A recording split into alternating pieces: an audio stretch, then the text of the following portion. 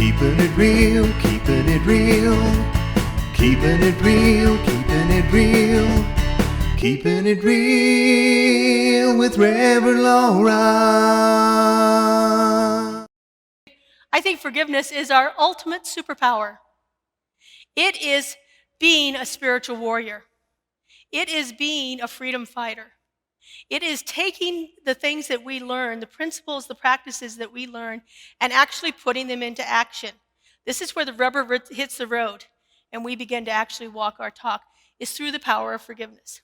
So when we look at forgiveness, there are certain reasons that we forgive. There are reasons that are believed by society. There are reasons that we've held true for ourselves. Some of those reasons are, well, we think we should. Well, we've experienced something and we know that we're not going to get over it unless we forgive.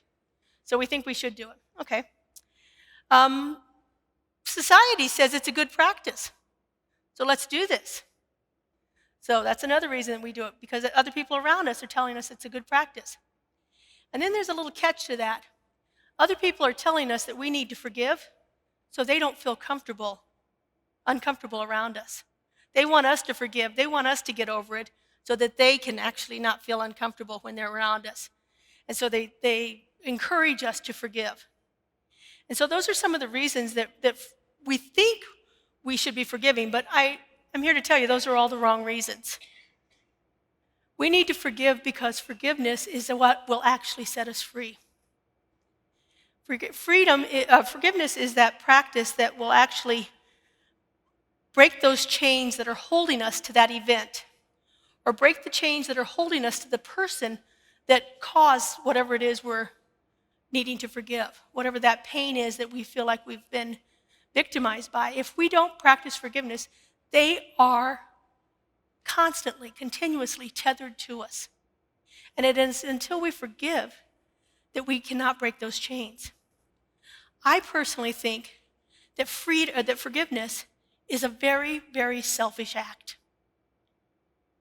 It is something that we do for ourselves. It is not about anybody else. It's not about setting those people free.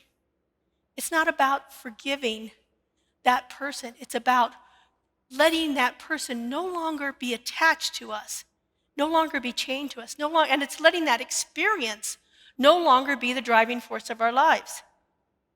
As long as we do not practice forgiveness, as long as we hold some kind of resentment there, then it's still attached to us. Now, we can think that we have forgiven, like we can actually say the words, I forgive you. There have been thousands of cases where people have come forth in the media. They've suffered horrendous crimes that you could not even imagine how somebody can move through that. And they get on there and they say, I forgive you. And then it still is a part of their lives. It's still attached to them in such a way that they can't move on past it. That doesn't happen for everyone, but it happens more often than not. When we say we've forgiven, we actually haven't done the work to forgive. There are so many things that we need to actually begin to understand about forgiveness that will take us to that place where we can actually get to a point where we can actually truly forgive. Keeping it real with Reverend Laura.